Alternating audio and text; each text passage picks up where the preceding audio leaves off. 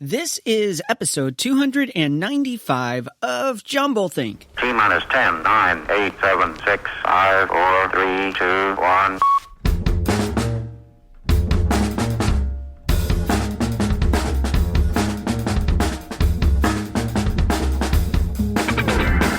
Welcome to Jumblethink, where we interview dreamers, makers, innovators, and influencers all about their journey of turning dreams and ideas into reality. Along the way, we're going to share some tips on how you can turn your own dreams and ideas into reality too. On today's show, our guest is Steve and Sarah Bolinder. They are the founders of Chop Barbershop. More about them in a moment. Whether you're a new listener or a longtime fan, if you've never subscribed to Jumblethink, you should go do it right now. Head on over to your favorite place to listen to podcasts and search for Jumblethink. To make it even easier, if you head on over to jumblethink.com, you'll find all the links there to places like Apple Podcasts, Stitcher, SoundCloud, Spotify, iHeartRadio, Google Play, Pandora, and many more. Now let's jump into today's conversation.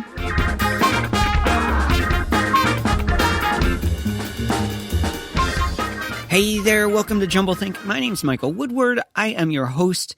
We have a super fun show lined up for you today. It is the last interview from an event we were a part of called Propelify Innovation Festival in Jersey City, Hoboken area of New Jersey, overlooking Lower Manhattan.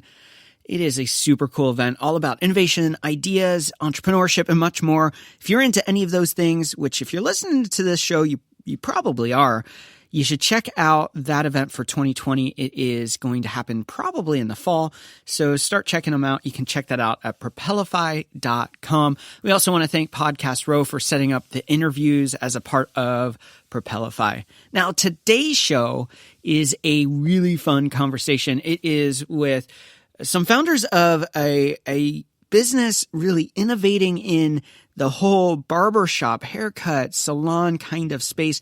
They're doing some really cool stuff in it. And now they're even franchising out their idea to other entrepreneurs who are making really cool stuff with that idea. Their names are Sarah and Steve Bolinder, and they are the founders of Chop Barbershop. Home base is Tallahassee, Florida. Let's go ahead and jump into the conversation and learn a lot more about what they're doing, where they're going, and how this whole idea started. We are with Sarah and Steve Bolinder, and they are the people behind Chop Barbershop. Cool hair, original people, so much more to that. We're going to get into the story of cutting hair and creating a business around it, and then going beyond what you think of when you think of salons, when you think of hair cutting or traditional barbershops, and how you actually create community around it. We're going to talk about that. We're going to talk about their story of how they got into being entrepreneurs and how they're just doing really cool stuff. Thanks so much for being on the show. Yeah, thank you for having us. Thank you. We appreciate it. Now, I'm gonna premise this with, we are at Propelify in the freezing cold weather in the Northeast in the middle of October. What's up with that?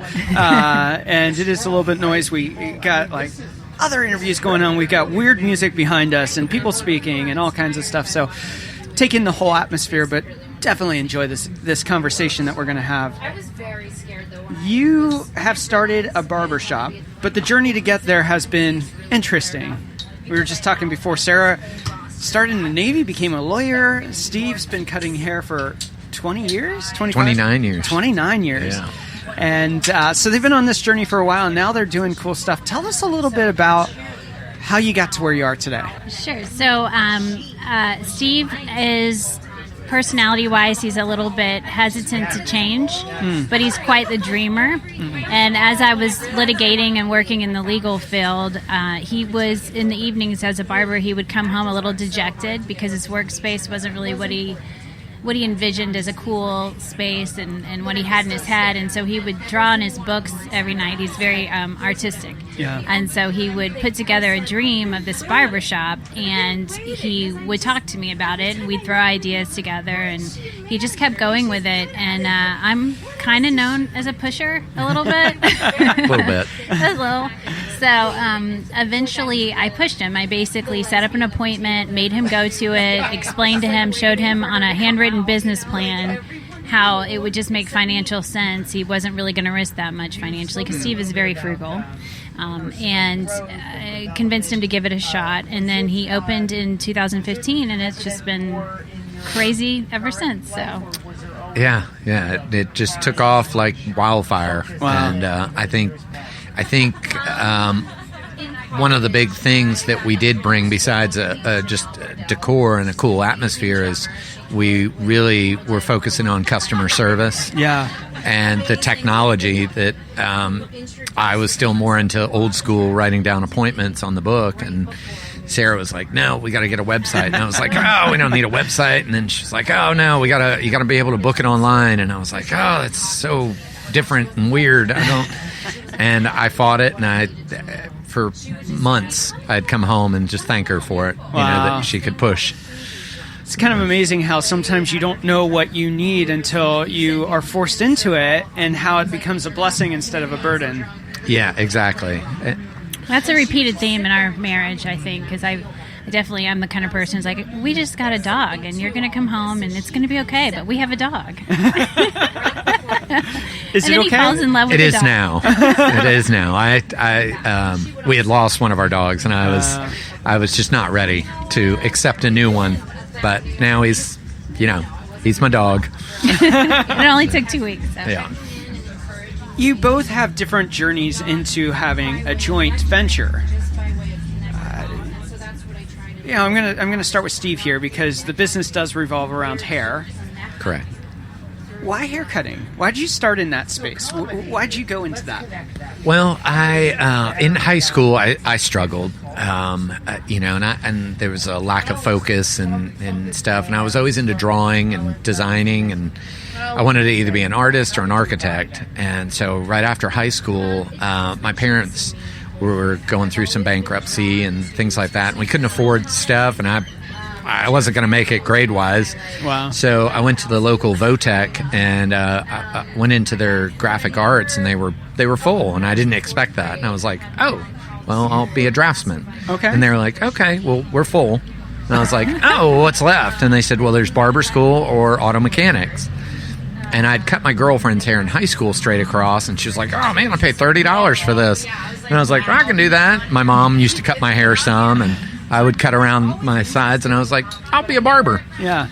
And I thought, worst case scenario, I'll do it for a couple of years instead of flipping burgers, and it'll get me through college. But, this is my 29th year, and I'm so thankful that, that happened. Wow. It's been wonderful. And I think because I'm a people person, that it was meant for me. Yeah. Do you started out from the standpoint of, this is what I got. And did it along the way turn into something that you find pleasure in, or? Yeah, you definitely, I think throughout your journey, you're going to second guess like everything that you're doing and where you're going. Yeah. And I do think that things happen for the right reasons. Yeah. And the people that I've connected with and met and learned from or grew with, and I do believe that meeting and being married to Sarah was more of a meant to be. How long have you guys been married? 14 years next month. Okay. So, but to have somebody push you into something that you when you look back hindsight, you realize I needed that. Yeah. And I'm thankful for it. That you take a different perspective on it. Yeah, yeah. Sarah, you went from being in the Navy to being a lawyer, and then you kind of burn out from the sounds of the story that I heard. Tell us a little bit about that and kind of stepping back away from that. Yeah, so I like Steve, which is kind of funny, struggled in high school, and I suffered from a pretty severe case of ADHD, and I made it through by the skin of my teeth, and that's when it was determined that the military was the good choice for me. My dad was like, I'm not paying for your college, so Wow. I did that, and I was able to get a hold of it, put processes on it, because that is helpful when you struggle like that. Yeah. So when I went to law school, I did really well in law school, and I expected that I was going to do great in the profession because of my grades in law school were really good. But what I found out is that my fast thinking and my ability to see things a little bit quicker and decide the solution for them only went so far. And you actually had to draft documents, and you'd be responsible for typos and the right citations. And there's a lot to the legal world that involves meticulous thought. Yeah. And so I struggled. And I think that people who knew me in that world would love to talk to me in an office about my legal concepts and ideas, but it was just a given that somebody had to check my work because Wow. I was gonna make a mistake. Wow. And that kind of burden was just wearing on me. Wow. It was like I couldn't fix it, and I didn't know what to do, and I would come home just dejected. But then when I would get with Steve and talk about the business and have all these solutions and ideas and thoughts, it was like I was home. It was like where I was supposed to be. And so that's what kind of spurred the transition away from law and into Chop. So you said you pushed him into this, and you did it, which is awesome. So did you, from day one, start this out as a partnership, or was it like, this is Steve's thing, I'm just encouraging him? How did that evolve? How did that unfold? Yeah, it was just Steve and his good friend Danny, who is one of the co-owners. And at that time, I thought I'll just set them up. There's a lot of setup that goes into opening a business, and I was okay at that because I'd been doing it for a while as a lawyer. So I'll just handle it for them and get them where they can just cut hair. But then 2 became 3 when we started to do more business, and then 3 became 4, and then 1 shop became 2 shops, and then 2 shops became 3 shops, and it just got to a point with me just setting it up was taking way too much time, and it was determined that it would be best if I did that full time. Wow. So quite the journey, being that you are now a business owner, and you come from a place of being a stylist. Is that the right, or barber? Barber stylist either. Yeah. I still do hair. How has that changed the interaction? Like it's one thing to be running your own business as a barber in a shop that already exists. It's another thing to start your own. That's got to be a weird transition. It is because, I feel like I try to live by that, lead by example, but then sometimes you become so close to the staff that you almost think like you're a buddy. Yeah. And so it is hard to be like, all right, come on, guys, we got to get this done. We got to knock this out. Or, Sarah will be like, did you talk to them about the problem you were having? And I'm like, No,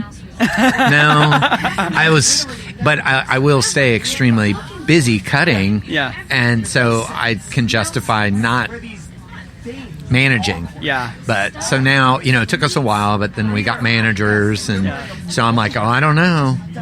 Talk to Brooke, talk to Melissa, And so I just, play dumb. And we've talked to other entrepreneurs that are like, you don't see me making smoothies. Yeah. I'm running a company, and I'm like, it's a little different. I've got clients, and I'm connected. Yeah. And I like to keep, stay on the pulse a little bit, but I can see where it, one day I'll probably have to cut back. I know for me, my business coach, when we started working with him, first off, he said, I want you to create a diagram of every role in your business and put your name in every place that you're going. And you're working. This is Mike's job. This is Mike's job. And then put the names of your team and where they go. This is so-and-so, and they're the graphic designer, and they're, and all that kind of stuff. And he said there will come a time where you may be the boss because you're the owner, but that you may actually answer to someone else as the developer. And so you may answer to a project manager. And so I can relate to what you're talking about because sometimes for some entrepreneurs, they're like, I'm running the show. This is my ship to sail. Yeah. And for others, it's like, this is my idea. This is my dream. I own it, but I'm going to hire in those managers to run it. And it's a better fit. And I love that you have seen that for yourself, where you fit well into the scheme of the structure and created space for that to be okay. And it took a while to kind of figure that out. Yeah. And I think it was frustrating for both of us, like you're definitely learning of where your strengths and your weaknesses. And I would go to these meetings, and I'm old school, paper and pencil, and Sarah's computer and keyboard. And she, before the meeting, I grabbed my notebook, and she's like, you're not allowed to bring it in. It's just a laptop. And again, I'm sure it would be different if it was just a business partnership, but husband and wife. So I'd bring my laptop in and I would just fake type as we were going, and I would get faster and faster, and then Danny would look over and be like, "You're not typing anything." And so after a while, she was like, "Okay, maybe you guys are better off cutting more hair and doing less They're admin." not allowed in the office for important meetings right now. It's just too distracting. But we wanted to get a train so we could pass notes back and forth across the board table, and because we have fun, and I think that's part of life. But when we were getting a real official office, instead of figuring out where products and where the boardroom table would go and the whiteboards, we were a little hyper-focused on a train set. And I think Sarah was like, all right. And I got it later, but I was like, we were just playing and joking, but... she's had limited time and was getting frustrated. And we do not have a train in the office. No train. Yeah. Yeah. Because going back to what you were talking about with the list, having your name on, I struggle massively with that. If we were to do that, my name would be in a lot of places. Yeah. And I know conceptually I can't maintain that forever. And so one of the big struggles is getting a business to where it's profitable enough that you can start getting that kind of help that you need. Yeah. But then you also have to let go when you get the help. Yeah. And it's difficult. It's a difficult challenge. I think that all entrepreneurs can empathize and relate to the fact that giving up roles, especially ones that you enjoy in the growth process, is something that's really good to do, but it's hard to do emotionally. I wonder, as you grow the business, as you continue creating what you're creating, I wonder, what's the biggest lesson that you've learned on this journey? I think for me it is that processes are crucial, but you can't get so bogged down in the process that you forget the people. Yeah. And I do struggle with that as well. So. And I can imagine being husband and wife, the people also, it goes deeper than just an employee-employer. It's embedded into every part of life.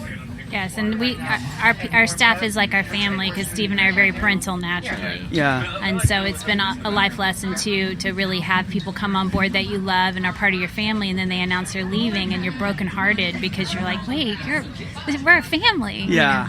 And being okay with the fact that sometimes the business you created is right for you, but it may not be right for everybody who's in it. Yeah. Wow. As we wrap up this first segment, I want to take a moment to ask the questions that we typically ask at this point. The first one being, how do you find purpose in what you do?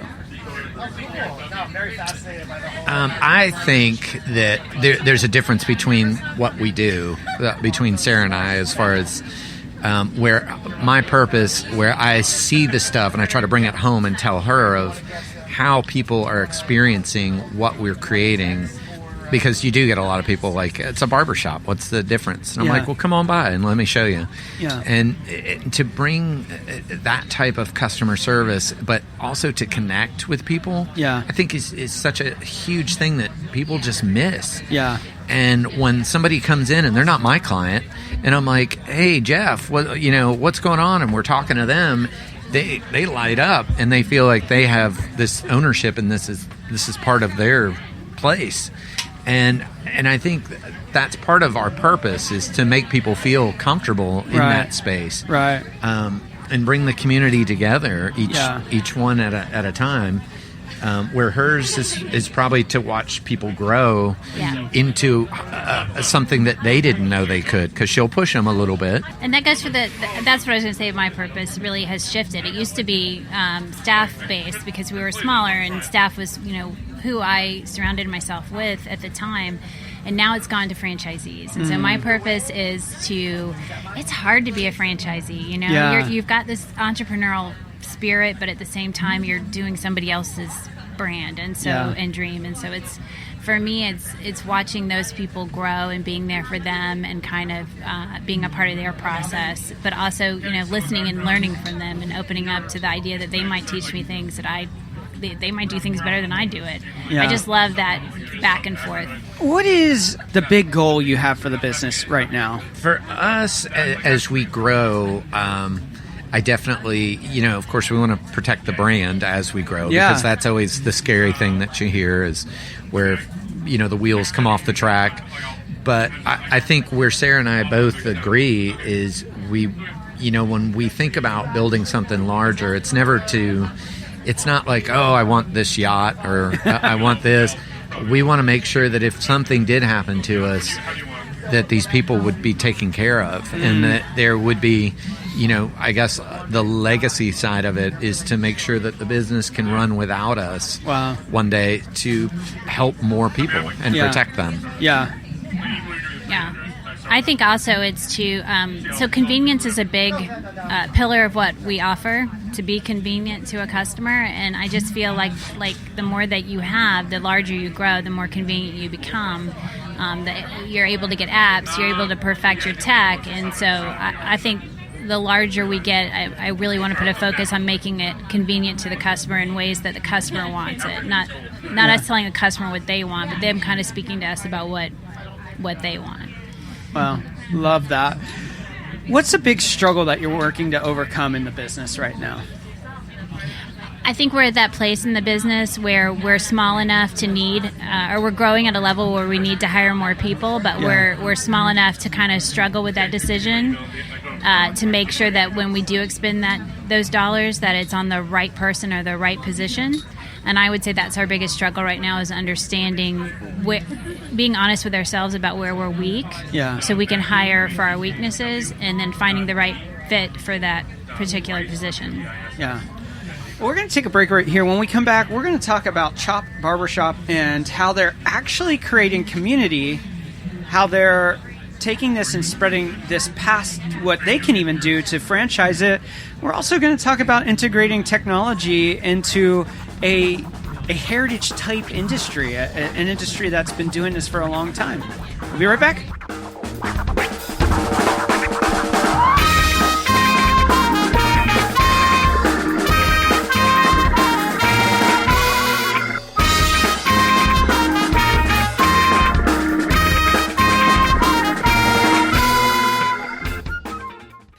Chasing big ideas and dreams is often filled with fear. Where do I start? What do I do? How do I overcome the obstacles in front of me?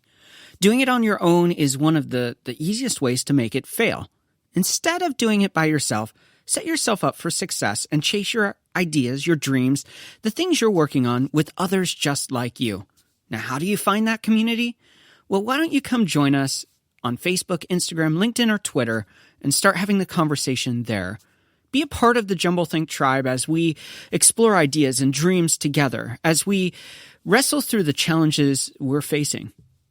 We would love to have you be a part of our tribe. And to make it even easier, head on over to jumblethink.com and you'll find links to all of the social networks you can connect with us on. We also are working on idea camps for 2020. This is a great event where you can come be a part of really wrestling through the deep ideas you have inside of you. You can check that out by also heading on over to jumblethink.com/ideacamps. Now let's jump back into the conversation we had with Steve and Sarah Bolinder, founders of Chop Barbershop.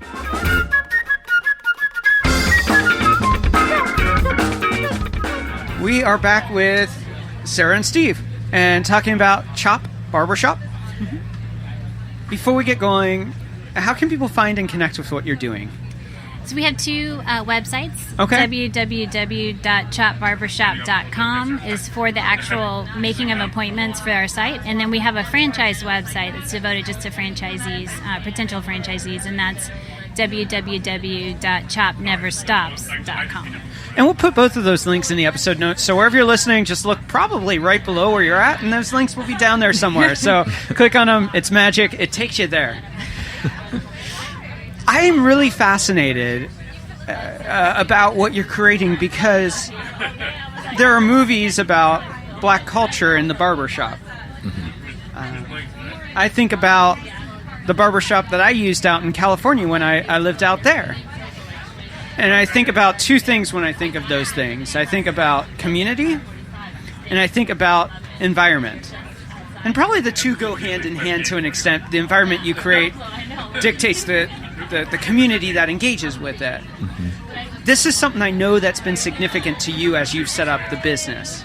Talk to us a little bit about, in the early days when you're trying to figure out what did it look like, what were the values that you had for the business, and how that translated into creating space for community. Well, I think in the beginning it was organic, the values, but there was a period about a year in where we sat down as a group and we quantified the values into core values. Like we looked at what we were and we tried to define it.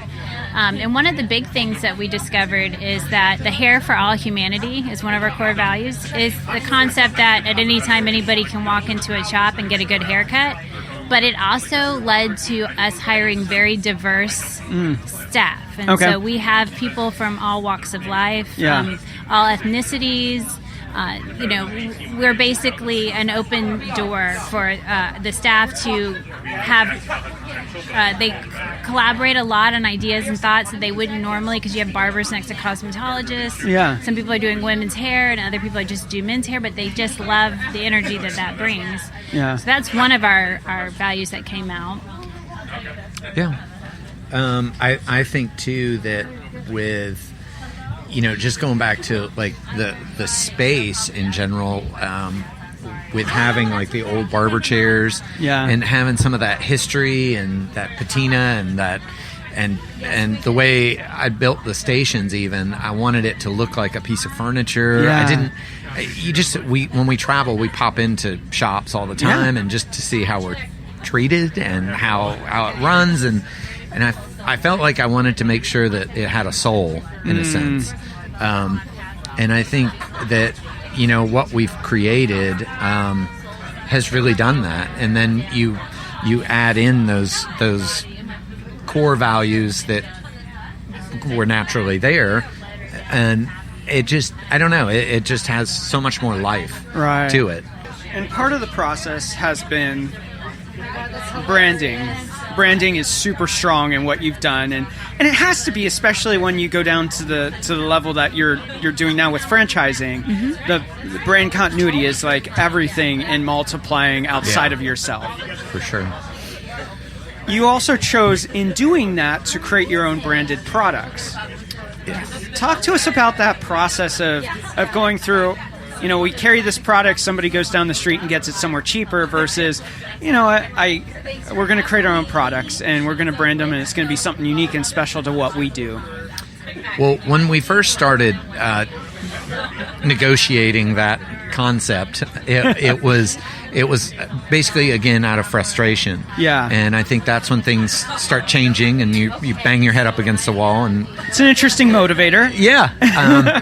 Because we would, as a small business, we were buying what we thought is bulk, but it's not bulk compared to the big, warehouse places. Yeah. And so we've never been big salespeople. We're more educators on what works for the person and helps them out. So we put all this time and effort in, and somebody would come back in and they're like, oh my gosh, this product was great. Thank you so much. And I thought, I didn't sell it to them. And I was like, oh, did you come back and buy it while we weren't here? And they're like, no, I went down to the big place down the street. And I'm like, oh, okay, awesome. So I'm educating. Yeah. And they're getting the profit. Yeah.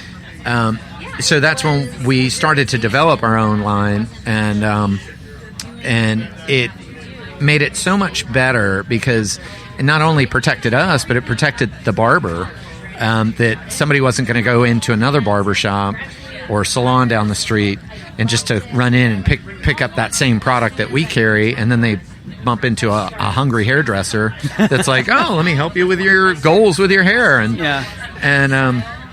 And so in a way that they don't even know sometimes the bigger picture behind it. Yeah. It's great for the franchisees as well. Because the franchisees we've been able to negotiate. I took a lot of time behind the scenes to get great prices for the product, and so that those margins pass to the franchisee, and it creates a whole other source of revenue that they can look forward to when they sign on for a Chop. How many locations do you currently have that are your own? How many are franchises? I know you have some that are in the process of launching now, so to walk us through that. Well, we got to the point where we had 3 corporate stores. Yeah. But we are in Florida, so unfortunately, about a year ago, actually this week, on the 10th of October, we lost one of our stores to Hurricane Michael. Oh, wow. It was devastating. Yeah. It was a really hard time, but it also kind of precipitated the idea of franchising because we had all the stuff. We were approached by somebody who was interested in the idea, and we thought, let's take everything we saved and try this out. So we have 2 corporate stores, and they're doing great. One's in Midtown Tallahassee, and the other's in Clarn. And then we have our franchisees open in Tallahassee, Chop East Side. And then we have 2 signed for Jacksonville. Wow. One will be in Murray Hill, one will be in Riverside, Jacksonville. And then we have another one in Tallahassee, and it looks like we're signing one for Birmingham this week. Wow. Birmingham, Alabama. Birmingham, first one out of Florida. Yeah. Yes, we're very excited. Yeah. Birmingham's an interesting. I used to when I would drive from Pennsylvania to Florida to go to college. I'd always go through Birmingham. Yeah. And I just remember it always seemed to rain, like pouring when I drove through. I don't know. Maybe it's a South thing. It is. It is Daily. But we're looking forward to doing at least maybe 10 next year is our goal. We'd love to do 15. I want to talk about 2 aspects here because I think it all comes back to people. Part 1 is the franchise process, and part 2 is what employees get because you treat them incredibly, incredibly well. I know a lot of hair places, you buy your spot, you rent it, and then you make money, and then they take a portion of the money on top of that, too. So, Yeah. And so we're going to talk about that. I want to keep on the franchise for a second. So walk us through the process of somebody who says, sounds kind of cool, I want to check it out. What would they go through to become a franchise owner? Well, they would initially reach out to us, and then we would meet. We're still at the place where we really want to get to know the franchisees and make sure that we share the core values. But once we do that, I have been able. I'm very techie. So it's kind of one of the fun things I found out about myself when we started this path. And what do you mean by that, techie? I love using technology to give solutions to organizational and management problems. And so from the very beginning, without really realizing why, I chose payroll systems that were apps for the staff and for the manager. I chose an e-hub to allow us to all communicate through email, and I created it through a SharePoint platform.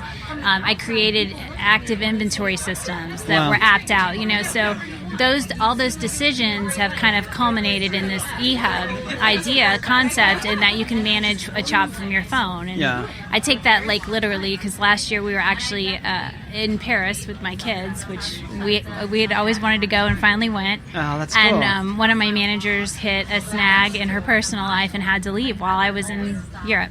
Oh my goodness. Yes, and that's I was a problem. Panicking, massively panicking. But because I had teched out the management piece, I was able to still survive it and stay over there with the kids and everybody and still go through our vacation, and I was able to manage from the phone. So that's super cool. It is.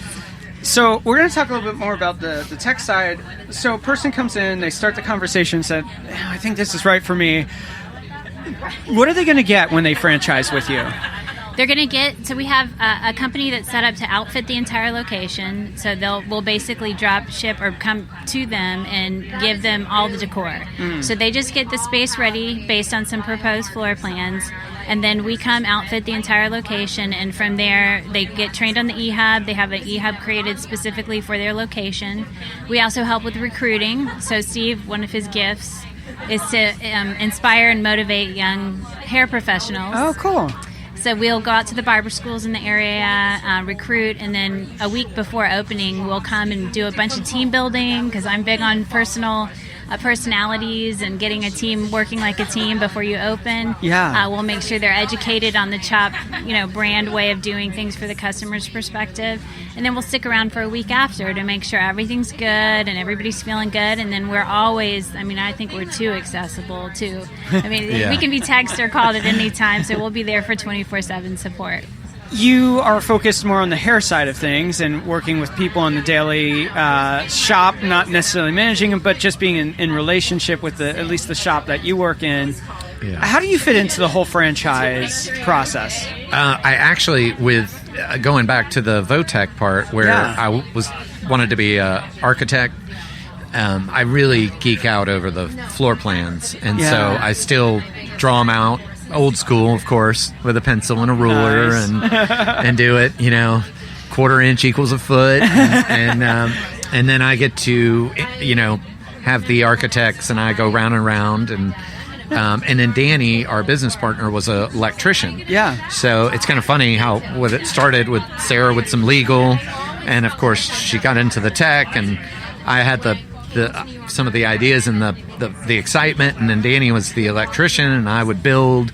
So with that, I'll come together and design a couple of floor plan options and give it to him, and then I've worked with our outfitting team, and I've designed the furniture part of it, and then he'll create it and make it even a little bit better or easier to take off the wall. Like, we also learned that from the hurricane. Yeah. That we need to be able to, because I always think, we'll just sign a lease and we'll renew it. Nobody told me a roof might come off. So he actually came up with some ideas to be able to, the mirrors and put cleats on the wall and take things off. And I was like, okay. So it's a good team effort of creating that. But I get super excited to go to the expos and meet with the people and share my story and my passion, and like Sarah was saying about the accessibility is definitely in the beginning, you're kind of living and breathing and eating not only your store but the other people's. And so we're always around, and I work at a couple of stores, and then I'll pop in and probably work at some of the franchise ones and do what I can to just kind of make sure the brand is going and the vibe and the so I think it's good that I'm still able, hips and all, to be on the floor. And be around it. That's super cool. I also want to pivot here. We talked, I was saying we're going to talk about people, and franchise owners are one of those people groups. The other one is the employees. And I mentioned earlier that a lot of places that are salons have a different model. They go, you're going to buy a spot, rent a spot, and then you're going to pay some fees on that per service and all that kind of stuff. You've chosen to go a different route. Tell us about your model for how your employees work. So our employees are employees, and that was a solid choice we made based on the fact that we are protecting a brand. Yeah. And so from a control space, there are things like making sure that this product is sold in this way and that you're here for this time. And it just really supported the brand. So they're employees, but we have we offer things that most don't. And that Steve, being a barber, was very concerned whenever he would get sick. Yeah. It was like, okay, he's just out. And there was a certain amount of time you could wait before you really needed him to get back to work, because he was part of our financial piece that we were as a family. So we offer 1 week paid vacation, which is so if one of our staff members gets sick, they at least have that 1 week where they can recover and not stress too much. And then we offer an IRA. Wow. So we match 3%. If they put in 3%, we'll make their 3% 6%. And we do that because a lot of barbers will find themselves in the 70s, 75, and they're just not able to quit doing what they're doing. Yeah. And that's unfortunate. We wanted to, keeping Steve in mind, wanted to offer something different. And then we do half their health care. So healthcare is another big thing. When you're an independent contractor, it's very difficult to get the health insurance, and we wanted to make that possible. But the thing I'm most excited about for the employees is we offer them the possibility of investing in the company. Wow. So like our 2 Jacksonville stores, 2 or 3 of our staff members are actually investing in the growth of those companies. So they'll have an active side revenue. So they won't have to stress so much and be on their feet so much, you know, in their later years trying to make ends meet. And you pick pretty high salary points, too. It's not like, hey, you're going to get paid stupid money. You're going to get paid good money. Yeah, our average employee last year made $52,000, so we're really, really proud of that. I'm sure there's a lot of stylists out there, a lot of barbers that are wishing that they were making that much a year.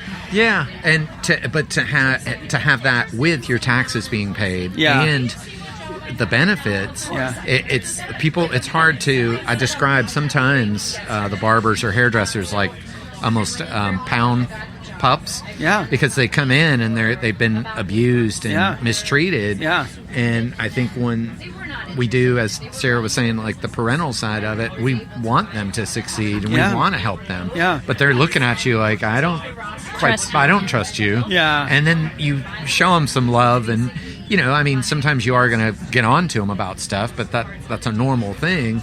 But they eventually start to open up more, and then they're like, oh, okay. Yeah. My taxes got back. Man, I made good money. I didn't know it could be like this. And it's eye-opening on their end. One of the things that we were talking about before we recorded today was that you're marrying the vintage, the old school philosophies of the barbershop with technology. And I think that's really cool because you're leveraging the power of both. You have the integrity of community, the power of a specific feel and DNA with with the power that technology can be bringing to you when integrated well. It seems like some people go, out with the old, let's go all this way. Or they're like, no, I can't go to the new, I've got to stay with the way I've always done. So the marriage of the old and the new, the vintage and the tech, talk to us about how you figured out the right mix for that and how that looks in what you do. I think it's a process, and I think, again, with a small business, to some extent, you rely on small things and then it grows. And so when we first started, we knew tech needed to be a piece of it, but we didn't know to what extent. And we kind of tested, looked at the analytics, thought about it, and then we hooked up with this company called Squire, and they're actually a New York-based company. And they had taken it and really thought about it and done a great job of giving a customer interface. And so through Squire, we're able to offer a booking app where you can prepay and walk in, and you can pre-tip, and so you can just walk in, get your haircut, and walk out if that's what you choose to do. Yeah. We also have an online booking option, so if you don't want to prepay, you can just go online book, come in, pay the old school way, and leave. If you want to call, because the whole thing of technology just frustrates you, we offer you that too. Yeah. So I think the key is, like a repeated theme, is the customer we want to give the customer what they want. Yeah. We want to give them options because everybody's different, and we want to account for the fact that there is options for each customer. While we still grow and push forward, we're not going to leave those people behind. That way, my little old ladies all still roll a perm in. They're not going to get left, in the background and be like, oh, sorry, you didn't get the app. Yeah. I mean, we truly are trying to find that balance. Or one of the funnest things to do is to teach somebody how to use the app. I love doing that. Super. Yeah. Super cool. You got so much stuff going on there. We're going to take a short break here, and then we're going to come back for a few rapid-fire questions. Okay.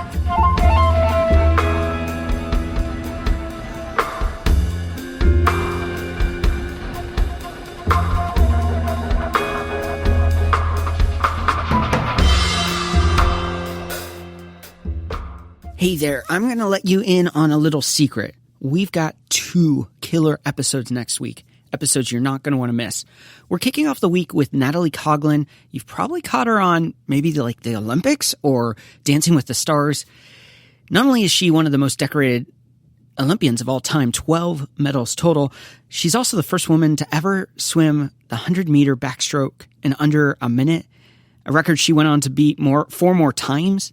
And then later in the week, we have a crazy cool episode with Tim Campos. He is the former CIO, Chief Information Officer for Facebook. We talk about technology. We talk about innovation. We talk about working at Facebook and how social media is changing community and a lot more. These are 2 episodes you're simply not going to want to miss. So if you haven't already, go subscribe to Jumblethink wherever you listen to podcasts. And make sure you check out these episodes coming up next week. You're going to love them. Now let's jump into rapid fire questions with Steve and Sarah Bolinder.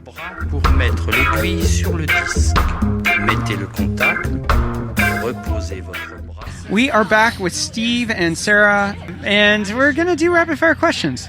Okay. First rapid fire questions. Let's try that again. First rapid fire question is, What is one tip you'd give someone with a big idea and dream and they don't know where to start? Google. No, I'm just kidding. I would say Live Plan. It's a great app or program where you can go on. It'll ask you questions and you're able to develop a business plan, but definitely start with a business plan. Don't just assume your idea is going to make money. Like, actually test it out. If you were to tell an entrepreneur, this is the one lie about entrepreneurship you need to know about, what is that lie? That all it takes is passion. Okay. I like it that. is a lot of hard work. And it's a lot of pushing other things that are almost as important or more important to the side occasionally. Yeah. And that is one of the most the hardest thing for us. Yeah. You know. What is one book that you think every dreamer or entrepreneur should read? I would say start with Why by Simon Sinek. Yeah, great book. How do you define success?